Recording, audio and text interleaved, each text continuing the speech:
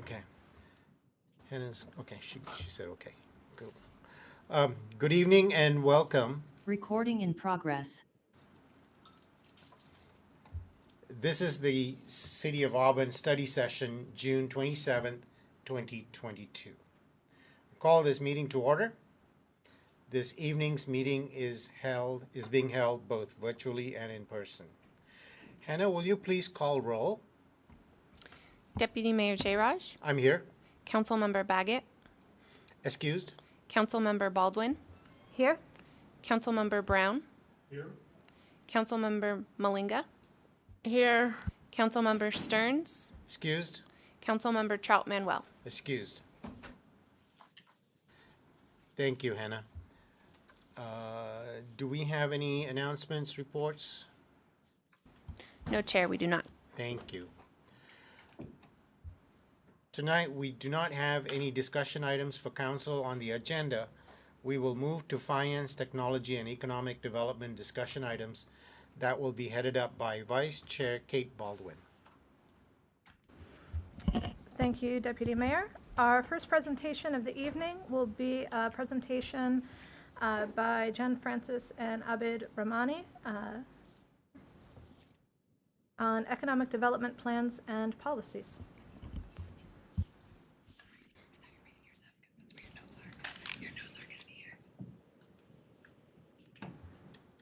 Feel free to begin when you're ready.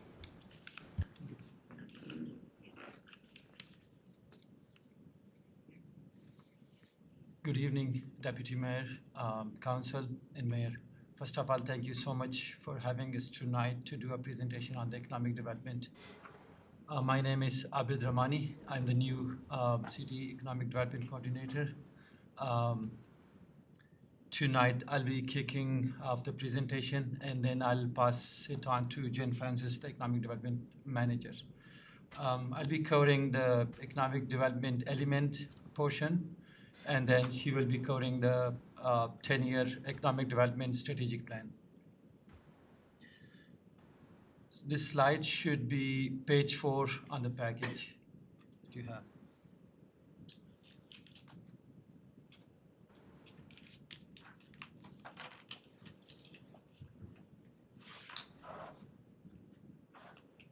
Here's the mission.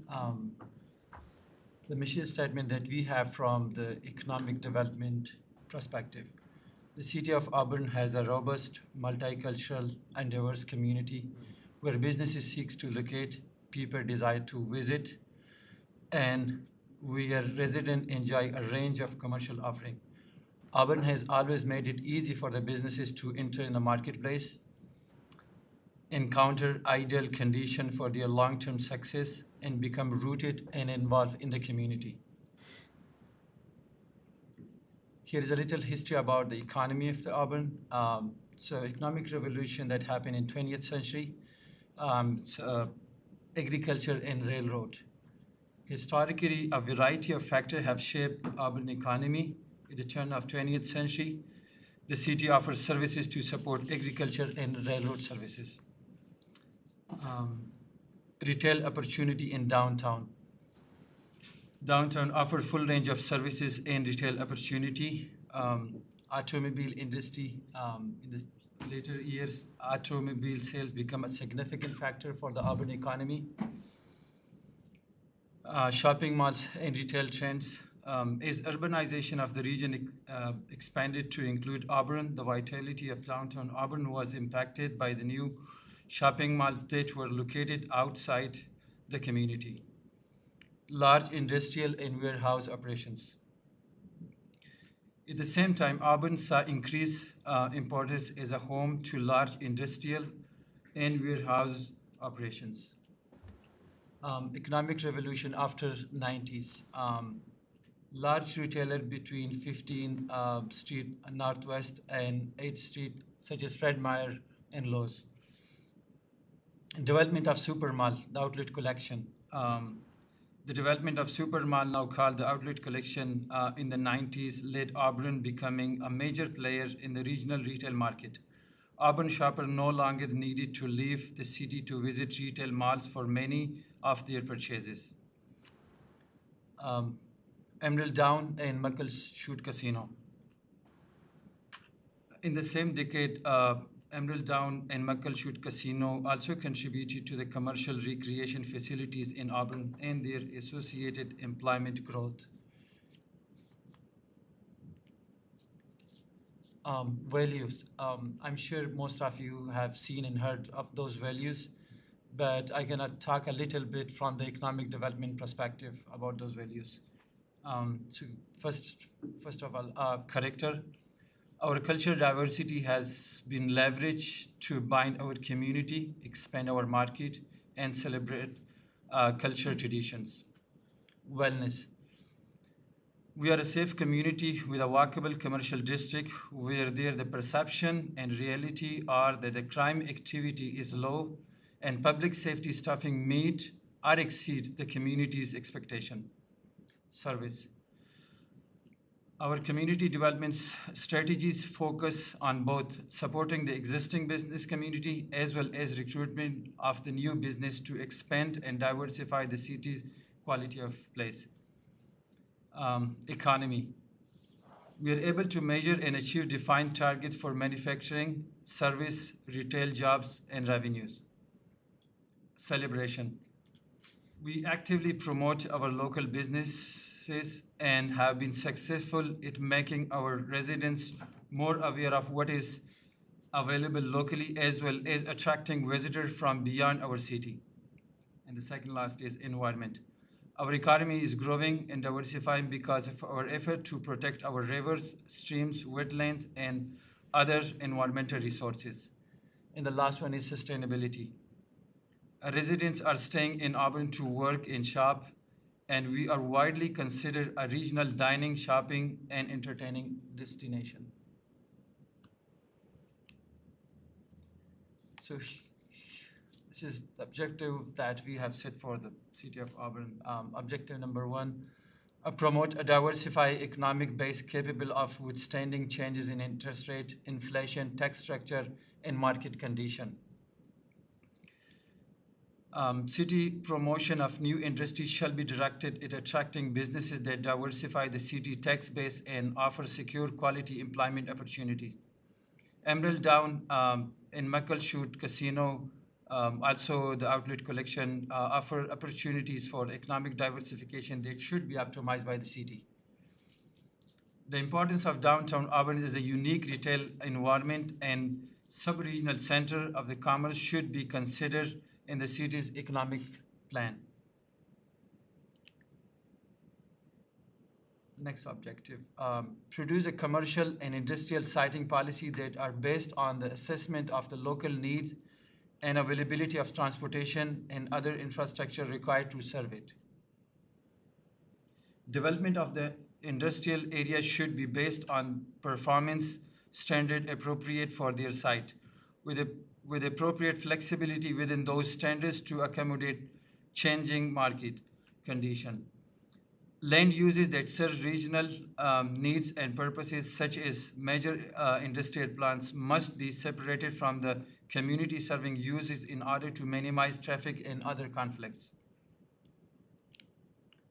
Objective number 3, develop and implement effective land use policies and economic development strategies that provide long-term and stable employment, increase per capita income, and reduce the tax burden of Auburn residents. Auburn should continue to provide an economic base not only for the Auburn area, but also for the South King County and North Pierce County regions. Implementation of the economic development program shall be consistent with the policies of the comprehensive plan. The city should implement economic development strategy through a partnership with the private sector organizations. And objective 4, to talk about having adequate supply of land for the future economic development. Economic development program should be viewed as a way to shape the character of the city future economy rather than merely a way to respond to the market trend as they occur. And our last objective is utilize the city unique environmental opportunity and plan infrastructure to build on and support economic development efforts. Integrate the Auburn's environmental park into city's economic development strategies by encouraging compatible, sustainable businesses to locate in its vicinity. And here is a little summary. The city of Auburn is a multicultural and diverse community where quality of life is our top priority, where we can live and grow together in a safe and a distinctive community. Our residents will achieve their highest potential in business, education, employment, and culture. We will have a fully developed sense of pride in our environment, our history, our community, and our future while promoting a high and sustainable quality of life and economy. Just to mention that our economic development element plan is due for update. At the beginning of year, John Steiner did a presentation that he's working with some of the consulting companies. So by next year, we will have the updated economic development element for the city. Thank you so much. Yeah. You can just go. All right, again, for the record, my name's Jen Francis, and I'm the Economic Development Manager.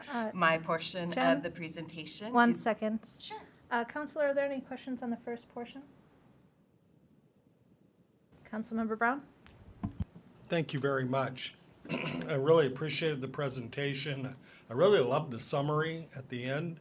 Spoke to some of the concerns that I had as I was watching some of the first parts of the presentation. In particular, the vision statement, is there an anticipated time that would be revised at all, or at least looked at for revision? Yes, so when we do the comprehensive plan update, Okay. that will be something that we review. The update will include a revision of a good portion of what's already existing. So Okay. we'll be working directly with consultants, and then we'll have our input into what that vision looks like. That's what I was thinking was happening. I noticed, there's, economic development, a traditional view of it is very business oriented, which it needs to be, no doubt. But there's another vision of economic development, particularly around Main Street, that pertains to residents in the community having disposable income in their pockets. So I appreciate that approach in the way that we can lift up families, people that live in our community having living wage jobs, so that we can promote a consumer-driven economic development approach as opposed to a top-down business approach. So I just wanted to mention that. Absolutely. Go ahead. I think that when we get to the 10-year economic development strategy plan, you'll see that the comprehensive plan and the element of ECDEV is kind of like a 30,000 mile above viewpoint. And then as we come down to the economic development strategic plan, it kind of comes a little more focused about, and it'll talk a little bit about downtown and Main Street, those type of things. And then the values, I thought, there's probably some place to insert like inclusion, equity, those kinds of things. More specifically. DEI will definitely become a bigger focus during the review and the redraft of our economic development element.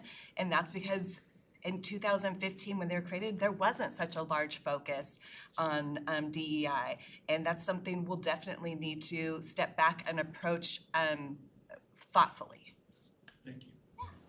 Council, are there any other questions before we move on? Mayor Backus? Thank you. I will say, though, that if you look at each one of those values, you will find, especially in celebration, is where diversity is specifically called out. Not that we won't update it to be more focused in that, but it is very specifically called out under celebration. Good, thank you. Council, any other comments or questions? Nope. Jen, if you'd like. Thank you. All right. So this focus will be on the Economic Development Strategic Plan. The little bit of history on the plan is that back in 2015, a group of employees sat around and started to create this. We hired several consultants to help us, and about 200 stakeholders were involved in the creation of the Economic Strategic Plan. They set goals for the vision towards 2025, they wanted to create a foundation and framework for those to transfer into a unique, thriving hub in Seattle-Tacoma region. One of the things you're going to notice is that when we go through this, some of those objectives have been completed.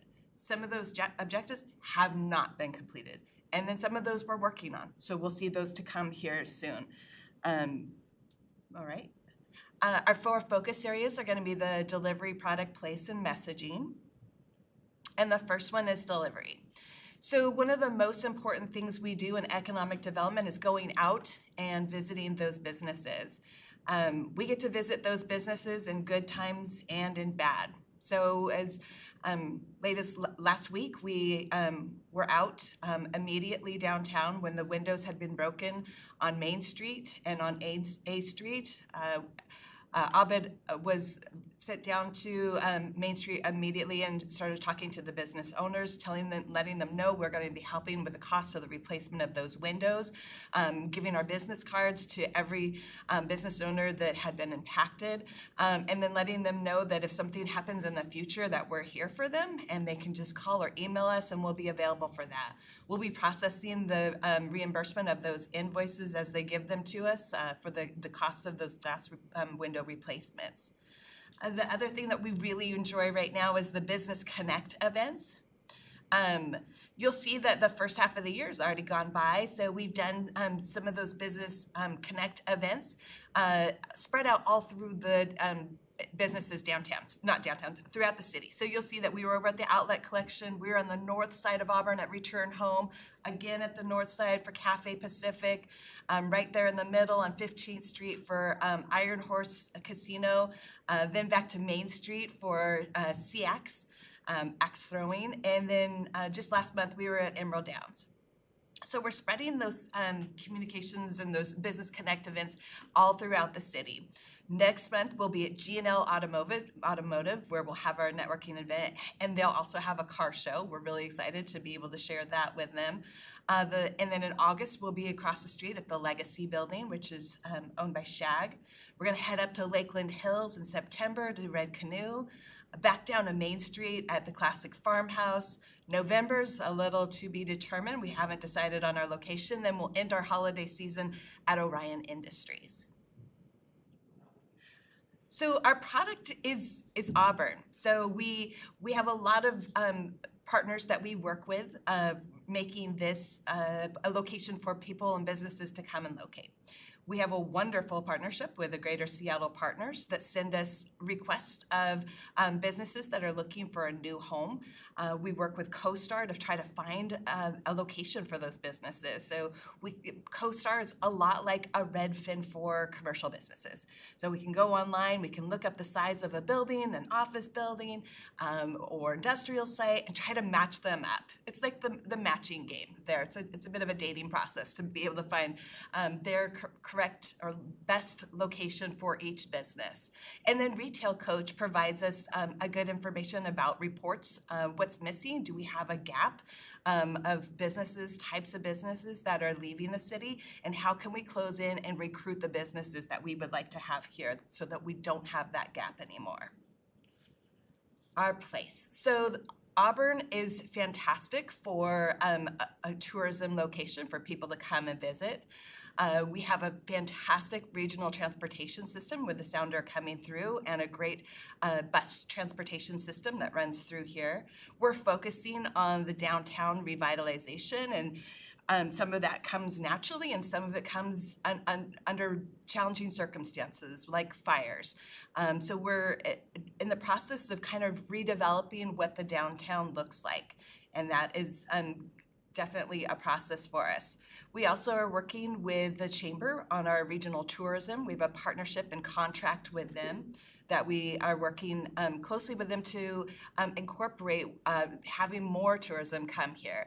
One of those locations that we have is the outlet collection. So the outlet collection, with one of their tenants being Fieldhouse USA, gets us 1.6 million visitors every year. And that's due to tournaments that happen for basketball and volleyball mostly.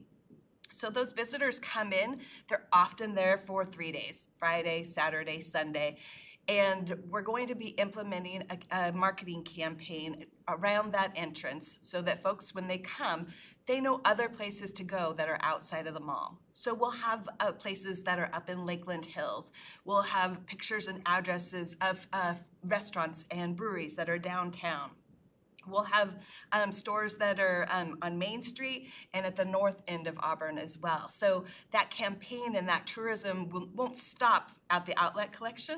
We'll hopefully get them to come out and go throughout Auburn. Our messaging and branding. So as we all know, social media is a part of most people's everyday life with Instagram, Twitter, LinkedIn, and Facebook. Some of those things can be the message that we put out there is over the next day. LinkedIn is one of those ones that kind of lives on for a little bit longer. It lingers. So if we put our story out into a LinkedIn page, that kind of lasts a little longer than something we may post on Facebook. If we post information on Facebook at 5 o'clock at night, it's kind of over and done with by 5 o'clock the next day. So that messaging is pretty short-lived. So we have to make sure that we're taking advantage of each type of social media platform and using it for the right, in the right way. One of our strategic outreach partners that we have is Party Till Dawn. She's an influencer that lives locally and goes to restaurants and stores and hotels. And then every month she focuses on a couple of them that are in Auburn and puts them out in a blog. She also puts them on her Instagram page. So it brings in, I think her following is somewhere between 20 and 30,000 people that kind of follow Party Till Dawn. And then we're kind of going to be looking at our Explore Auburn campaign and how can we implement something that's a little bit bigger, whether that's through videos and people wanting to seek out more information about finding their new business location here in Auburn, or whether it's just coming to visit us for restaurants or finding the Lego hearts or going to our park systems that we love and support so much. In conclusion, we just want to say that the city has significantly changed since we developed this plan, and we acknowledge that. It's important to note that we've been through a pandemic, we've been through political changes, we've been through downtown fires, homelessness challenges, and we need to acknowledge that we couldn't anticipate for any of these things to happen. The Economic Development Division looks forward to updating this plan and the comprehensive plan to reflect on where we've been and where we visualize the city of Auburn to be in the future. Do you have any questions? Council? Deputy Mayor? Thank you, Chair, Vice Chair Kate Baldwin. Abid and Jen, thank you very much for putting this presentation. I have been wondering about this for a long time, and I see your vision very clearly, and it's for me, I think it's heading in the right direction. As far as the future is concerned, what kind of plans do we have? When are we going to be able to implement some of these plans? So what we've been doing right now is kind of just reacting to the pandemic. A lot of the focus has been on retaining those businesses and keeping them going, making them get through this challenging time. As we get further and further away from the centralized event, we can start recruiting. So the goal is start recruiting for those vacancies that are on Main Street or on Division, and start filling those commercial spaces up with restaurants and shopping, retail, those type of things. So it will focus more on that, making sure we're focusing on also the diversity portion of that and making sure that we have equity and inclusion as part of those recruitments for businesses, and then continue to want to retain those businesses that we already have here, and making sure that it's a good culture for them to be in as well. Thank you. Council, other questions? I have a couple. On that topic of business recruitment, since we have been in the pandemic and things have been different, have you put together kind of profiles for the types of businesses that you would like to see coming into our area so we can get a sense of, you know, do you have a short list of businesses you plan to target? We have a list of types of businesses that we would like to see. So downtown, we have areas that'll be in the new Shag building that's plumbed for a restaurant specifically. It's got a grease interceptor. It's built to house a restaurant. We really want there to be a successful restaurant in that location. On Main Street, we want shopping. So we want those retail people, not specifically offices so much as we want those shoppers to come in and out through the week and through the weekend, so we have a vibrant downtown. And then as we get information from the Greater Seattle partners looking for those larger sites, so those are going to be like 100,000 square feet or 250,000 square feet. We're just partnering up those places that have that location that it will work for. So is there a specific list, like are we looking for Crumble Cookie to come to the city of Auburn? Personally, yes, I want one in every corner, but probably not so much a specific list as to what that retailer would be. Oftentimes, I personally will see a business close on Main Street in Sumner. I immediately reach out to that business and say, it looks like it didn't work for you on Main Street in Sumner. Would you be interested in coming to downtown in Auburn? So we do a little bit of recruiting now as we move into the future, looking to create that new environment for how we're recruiting those businesses. Okay. It looks like there's a comment from Director. Yeah, thank you. I was just going to add, too, that we've had that list in the past, but a lot of the emphasis was on retail and restaurant, which doesn't really change.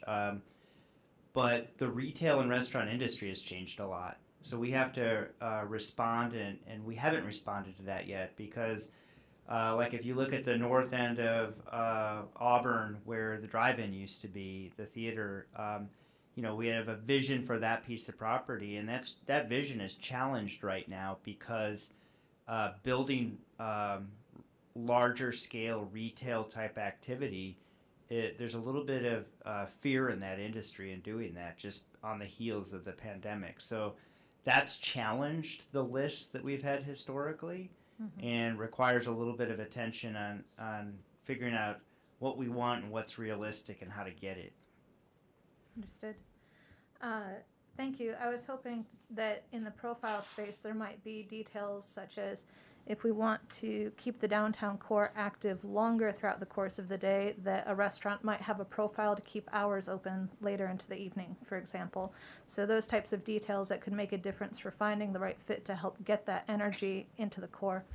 Other questions, Council? Deputy Mayor? Thank you, Vice Chair. I forgot to mention something.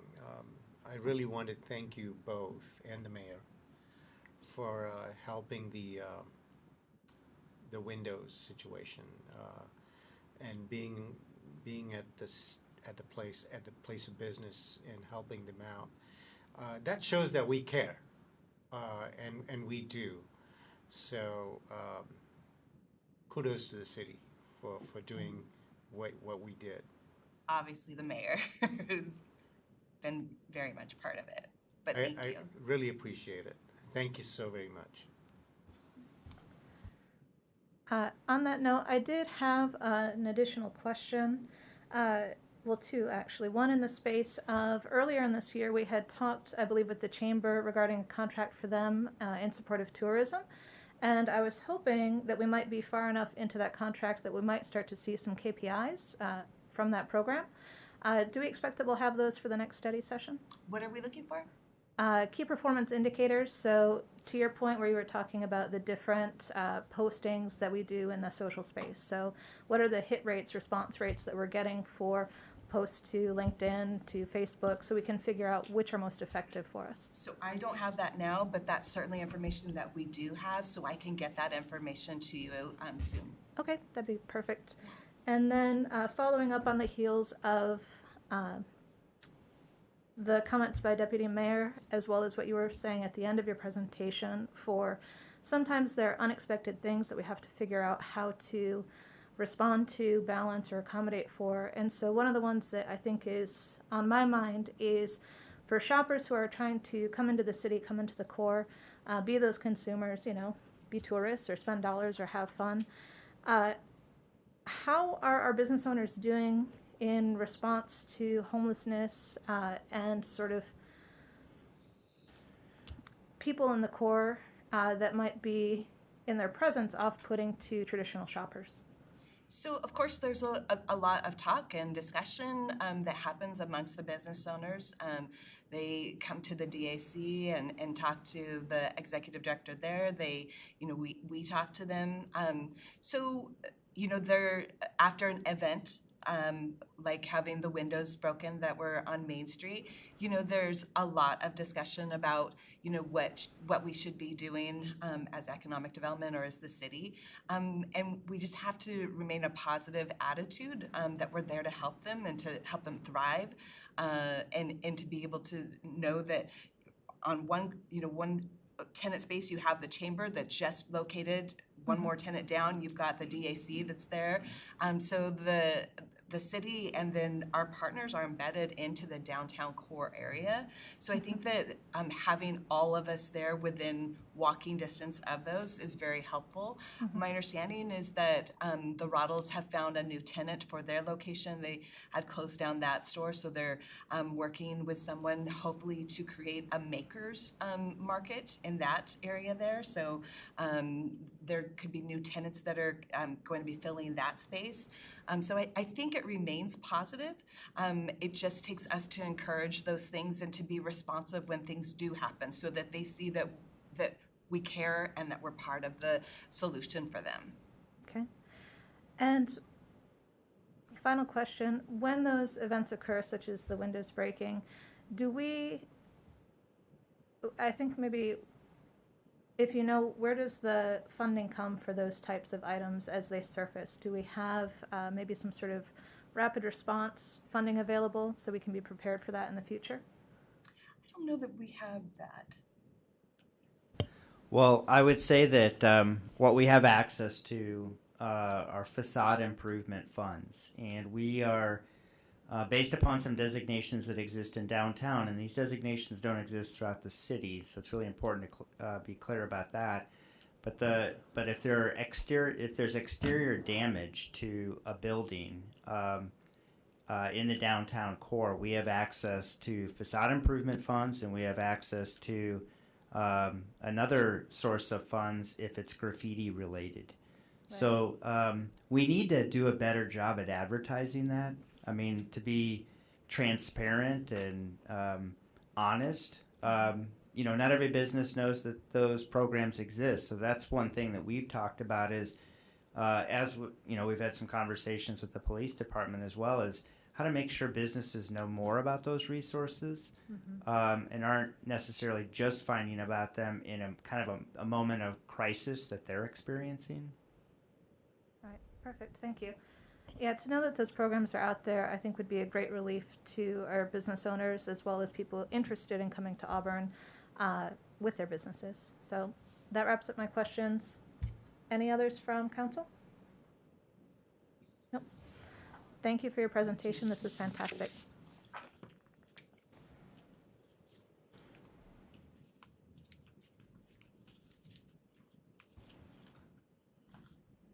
And then on to our next agenda item. We have the first quarter of 2022 finance report. And this is a financial report summarizing the general state of the citywide financial position as of March 31st, 2022, and will highlight significant trends the council should be aware of. Director Thomas, whenever you're ready. Thank you. All right. So this is our first quarter review of 2022 and our general fund financial position so far year to date. The full report for the first quarter begins on page 24 of your council packet, where there's a lot more details and numbers. I try to keep it summarized for you in my PowerPoint presentation. So this is a summary of all of our significant revenues and our expenditures in our general fund, comparing our 2021 year-to-date to our 2022 year-to-date budget, and then our 2020 year-to-date actual. So you can kind of compare where we're at year-to-date with both the prior year as well as where we're at compared to our year-to-date budget forecast. So in the blue column, you can see that we have exceeded our budget by $2.1 million so far in revenue, and we are underspending so far our general fund expenditures by $2.7 million. Similarly, if you look in the green column, that is our variance to 2021. We are exceeding revenues compared to 2021. We are spending on a trajectory to spend more than we did in 2021, which is what we would have expected, particularly since a lot of our expenditures are driven by increased revenues as well, which we'll look at on the next slide. I just want to point out that as far as our 2022 revenues so far, we are exceeding all of our projections, with the exception of gambling tax and some of our transfers in, but that our transfers in are generally timing related to the timing of certain projects and needing to transfer money in from other funds to fund those projects. So looking a little bit more closely at the expenditure side of things, I've broken down our general fund revenues by fund. A couple of things to note. If you're comparing our 2021 actuals to our 2022 actuals, you can see that the council, mayor, and admin section has decreased a little bit, and that is because in the first half of 2021, we kept our housing and homelessness outreach division wrapped into the mayor's budget. So we halfway through 2021, we pulled that out and created its own division for just better transparency. So you don't see that breakdown in the 2021 year-to-date, but moving forward in 2022, you'll see that division, both its year-to-date budget as well as year-to-date actuals. The next piece is the SCORE budget, or the SCORE actual expenditures. I've highlighted that number. You may notice on this page, it shows our budget to actual. We've underspent $2.3 million in total. That does not compare to the prior slide where we showed that we have $2.7 million in under expenditures, and that's because on this slide I've adjusted our SCORE expenditures. As of March 31st, we had not made our third payment of the year to SCORE, so it was just due to timing, it was being under reflective of how much we actually owed and paid to SCORE. So I adjusted for our March payment, so you can see that budget to actual, we are pretty on track for the SCORE jail services compared to what our budget originally was. And then I'm going to move your eyes down to that budget to actual column where you can see in the $2.3 million underspend, that translates to 11% of our overall expenditure budget, which is a little bit higher than normal. Typically, we would expect about a 4% underspend, just an average, usually due to attrition and positions throughout the city. So we are trending higher.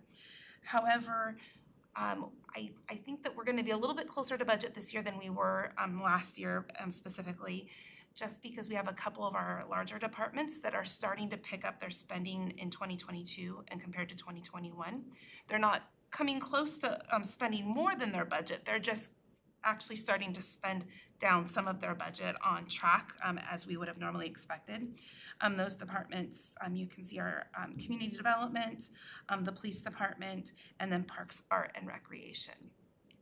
The police department is a little bit of an anomaly. It's not necessarily because they're suddenly fully staffed and are spending their budget down. It had to do with a one-time payment for retention bonuses related to the collective bargaining agreement that had been negotiated and approved in the first quarter of 2022. So by the time we get to the end of the year, we expect them to have a much larger percentage of their budget unspent.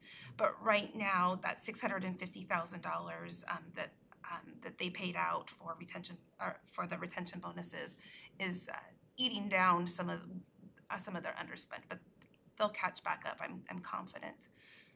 That's not necessarily a good thing. I think the chief would like to spend as much of it as he can on staffing, but that's a little bit out of his control right now.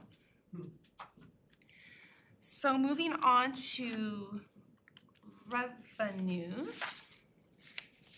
I'm gonna go with our retail sales tax. So that's one of our, aside from property tax, that is our most significant revenue source in the city. And for the first quarter, that actually reflects activity from November 2021 through January 2022. There is a 2-month delay between the time that the state collects sales tax from businesses and the time they turn around and actually remit to the cities. You can see that not only are we overperforming our budget by almost $1 million, we are still outperforming 2021 by $701,000. I am starting to get a little bit nervous just because I think a lot of this increase is related to the cost of goods increasing so significantly. So it's not necessarily a function of a lot of different transactions taking place, but just more transactions costing more money. And just as a recession alert, inflation and high employment are actually significant indicators for a recession. So those are all things that we are taking into consideration when we're putting together our 2023-2024 budget. It's great news right now. We can consider these as kind of windfall money while they last, but we know that this isn't going to last forever. So it's fun right now, not next year. As a breakdown to look more closely at where our retail sales tax is coming from, our construction sector, which has historically over the last couple of years through the pandemic and then through 2021, has had year-over-year increases, has been very strong. It is still very strong. It's just not as high as 2021, and that's exactly what we would have expected because we had a couple of very large school district capital projects that were taking place, and we earn the sales tax dollars on the value of those construction projects, the payments made to those contractors. So as those projects have completed or are wrapping up, our sales tax dollars from those projects is decreasing. Manufacturing, we have one manufacturer in particular that over the last 6 to 12 months has been ramping up some activity, and have been receiving increasing sales tax distributions from that sector. And then kind of 3 sectors lumped together, the automotive, retail trade, and the services sector. They're all pretty high, and again, I attributed this a lot to the cost of just goods. So automotive and retail trade in particular. Services, though, is a little bit different. That isn't necessarily, it can be the cost of goods sold, particularly this is restaurant and food services that are driving these 17.3% increases over 2021. But with the cost of food also increasing, it does pass down as well to the cost of services. Next is utility tax. A reminder that we have 2 types of utility taxes that we collect into our general fund. The one is utility tax on our internal utilities, water, sewer, storm, and solid waste. And then we also have our external utilities, so electric, natural gas, all of those codes that we amended last time, telephone tax, cable tax, and as well as solid waste services provided by garbage carriers other than Waste Management.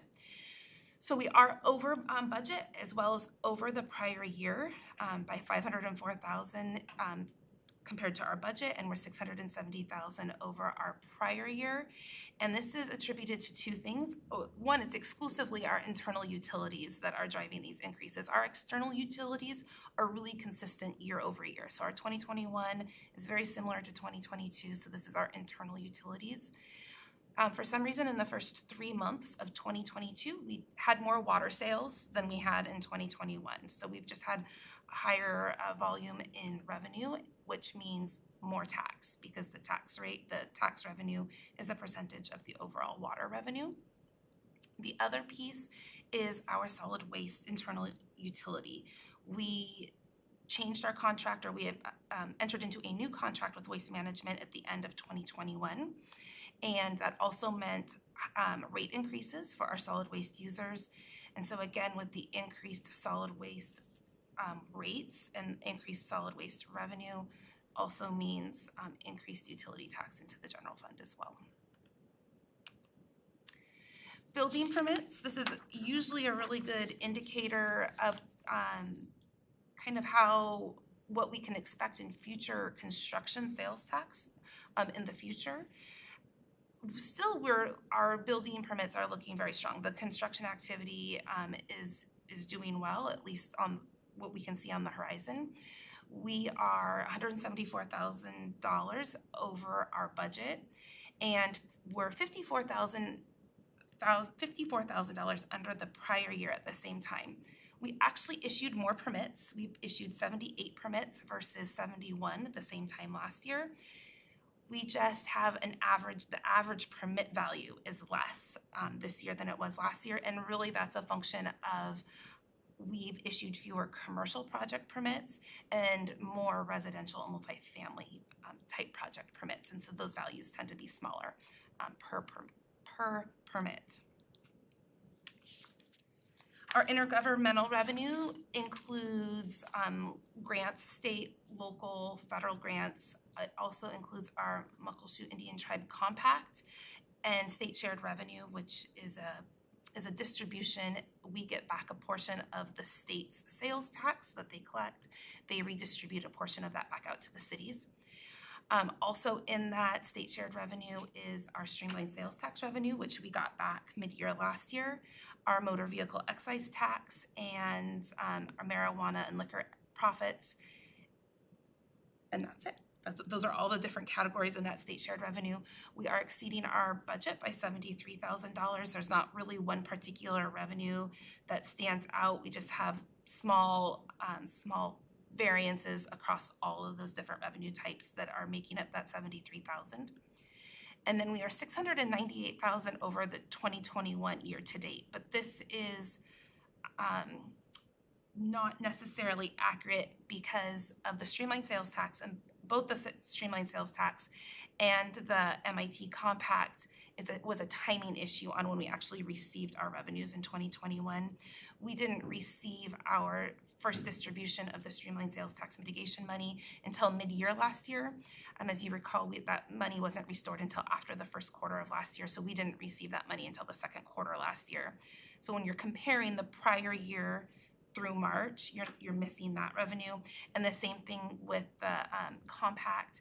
We hadn't received our first quarter's distribution from the tribe yet at the end of March 31st. So comparing, if you were to annualize what we expect to receive through the end of the year from all of these sources, we're still tracking right around budget. Nothing as significant as that $698,000 would suggest.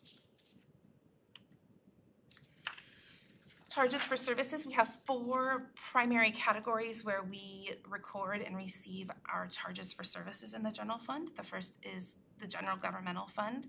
We're currently $36,000 below budget, and this has to do with the timing of our skip payments. There was a budget amendment earlier this year for the Housing Action Plan, and we have not made our payment distribution towards SKIP for that yet. So once we get caught up and we make our payment and our distribution to SKIP, we'll be right at budget. Public safety is the billings that we bill out to private businesses, the Auburn School District, the Muckleshoot Tribe for law enforcement services provided for off-duty officers. And so this is us recouping the cost of services for those private overtime. We also have development services. These are plan check fees, facility extension charges, zoning and subdivision fees, and these all are very closely linked to our building permit activity. And because our building permit activity has been relatively strong this year, we're strong. We are going strong. It's not as high as it was last year, but compared to budget, we are above budget, and that's also why our development service fees are also exceeding budget. And then culture and recreation is the winner at $130,000 above budget year to date. And normally I'm telling you it's because of green fees. The green fees have been really strong, but it's not the golf course this time around. With the kind of the restoration of services and classes and recreation programs at the beginning of the year, in comparison to 2021, we've been collecting a lot more registration fees and special event revenue as a result of business coming back to normal. So other highlights, these are not general fund revenues. These are one-time sort of revenues that we rely on and we like to use for our capital projects. They're also a really important conversation piece when we're putting together our 23 and 24 budget, when we're looking at our ongoing costs and our ongoing needs versus what are our one-time capital project type needs. We look at our REIT and our impact fees to see what kind of money do we have available to fund these one-time programs. Our REIT, which is based on the sales of real estate transactions, is still going very strong. It is we've collected $1.4 million through March 31st. That is $417,000 over last year at this time and $854,000 over our year-to-date budget. Our transportation impact fees and our park impact fees are both performing under what we collected in prior years. But again, these are also tied to permitting activity and construction activity, in particular new developments. So if we've issued a lot of permits for smaller single family and multifamily type projects, those are already projects in existence. We're not going to have the impact fees collected, as many impact fees collected on those types of projects. And that concludes the first quarter financial report. Thank you, Director Thomas. Questions, council? No? All that great information? Yeah. My goodness. No? Okay. Well, thank you for the update on our progress so far into 2022. That was a great highlight for us. And I believe you'll stay on for our next agenda item, which is a first quarter ARPA report. And this is a quarterly report to update council on the budget and the American Rescue Plan Act, or ARPA, funding that has been spent to date. Yes, thank you. So I'm going to start off with some highlights. I know that we've talked about this a few times already, but it's been a while since the last time we met, and there's a lot of information here. So I thought this would be a good opportunity to kind of set the stage again over the American Rescue Plan Act, what we call ARPA, and what we allocated, what we have budgeted to date, and what we've spent to date. So if you recall, the city was awarded $14.7 million by the Department of Treasury as part of the American Rescue Plan Act. We were awarded that money, or given notice of that, in about the first quarter of 2021. The council passed a resolution in August formally accepting the $14.7 million. We received it in two tranches. So we received the first half of the distribution in May of last year, and we've now since received the second distribution earlier this month. So we have now received the full $14.7 million. We have set up a separate fund, the ARPA fund, aptly named, and that's where we keep all of the ARPA money, and we just transfer the money out as we budget, as we spend it. So that way, it isn't desirable to try to be spent and budgeted in other areas. So to account for it, it is fully accounted for separately. We have to have the funds spent, completely spent by December 31st, 2026, but they has to be obligated by the end of 2024. So that means we have to be under contract or somehow legally obligated, have those funds obligated by the end of 2024. And then we have an extra 2 years to actually spend that money.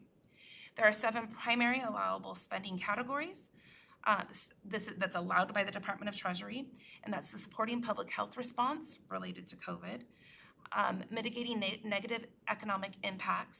So this is more of your businesses as well as individuals and households that have been negatively impacted by COVID. services to disproportionately impacted communities. So it's kind of a little bit of a catch-all for you could provide just about anything if it's a community that may have been more significantly impacted by COVID. So that would allow for infrastructure improvements, enhancements, safety improvements, neighborhood revitalization type of funds, park improvements, you name it. Premium pay to essential workers. Infrastructure projects, so there's specific infrastructure projects that this refers to, and that's primarily water and sewer and broadband technology. Revenue replacement to make up for any revenues that we lost in the general fund, and then administrative costs to administer the Arpa funds and making sure that they are distributed appropriately. So this Ordinance 6832 was the ordinance that the City Council adopted allocating our $14.7 million across those 7 allowable categories. We have a more detailed list that kind of helped us identify how much we propose to spend in each category, but the actual ordinance approves the spending of that $14.7 million by these broader allowable categories. And this is why I sent the presentation to you ahead of time, because the font starts to get really small when we actually list out all of the projects that we have going on. There's a couple of columns here. The total approved column is all of the projects that were on that original $14.7 million list that have in some way been budgeted through 2022, which is what you see in that second column, which is the $6.4 million.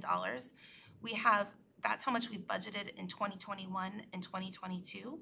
We've kind of earmarked, some of those projects have multiple years. We're estimating to spend those through multiple years. So we don't necessarily have the full amount in the budget currently. And then, which we need to follow up with and get budget amendments in for those. And I'll talk about that in a moment. And then the third column is what we've actually spent to date. So of our $14.7 million, we have spent a little over $2.2 million. This is kind of a highlight on those 5 projects that we have spent the $2.2 million on. We have the Utility Assistance Program, which we had offered. We had about 1,000 residents that had utility bills in arrears by the time the water shut-off moratorium ended in October. And we offered this program to all households that would verify that they did have negative financial impacts from COVID. And with that, we automatically pledged 50% of their past due utility bill with these Arpa funds, and 259 households or account holders took us up on the program, totaling a little over $213,000. Since March, we have had another wave of assistance payments that we've made. It's not a lot, but we have had another wave. We continue to keep the program open and available for customers that still have past due balances from that period of time. We have a vaccination incentive program where 245 employees qualified and received a $125 incentive check. That was all, prior to the end of 2021. We do have another wave that didn't get captured in Q1, but we will have another wave of incentive payments for employees that didn't have an opportunity to participate in the first wave of incentive payments. The body camera program, we made most of the purchases in 2021. There was some carry forward into 2022, and there was department-wide training and deployment in March. We paid, in November 2021, there was a revenue loss and a revenue shortage for SCORE. They didn't receive as much contract city revenue, which drove up the owner city costs in 2021 for SCORE. So our portion of that loss was $825,000. We earmarked $800,000 of Arpa funds for that, and we paid that full $800,000 plus $25,000 towards SCORE. And then for the police hiring and retention bonuses, I mentioned earlier the police department's expenditure budget was didn't have as big of a balance in there as we normally would expect because we did pay $650,000 in retention bonuses. We spent that money out of the police department's expenditure account, but we refunded the general fund with a transfer in from the Arpa funds of $650,000. And through March 31st, we have spent $19,400 in signing bonuses. So this is a list of the projects that we have unspent and unbudgeted. So this list totals almost $4.3 million. These are programs that we don't have in the budget yet at all, and that's one of our primary focuses for our budget amendment 6, which is going to be coming up in July in front of council. We're working with departments to get all of these projects into the budget for it by the end of 2022. Anything unspent, of course, would be carried forward into future years. We just want to make sure that these are we're still on board with these projects and that the total cost for the projects hasn't changed. We don't want any money left on the table at the end of 2024. So we want to make sure that if there are projects that we aren't going to be able to do, or if we have underspend in some areas, we want to make sure we're able to track that quarter by quarter. So if we need to make adjustments, we can. We don't want to leave any money unused by the time we get to 2026. And with that, that concludes the ARPA update. Thank you, Director Thomas. Council, do you have questions?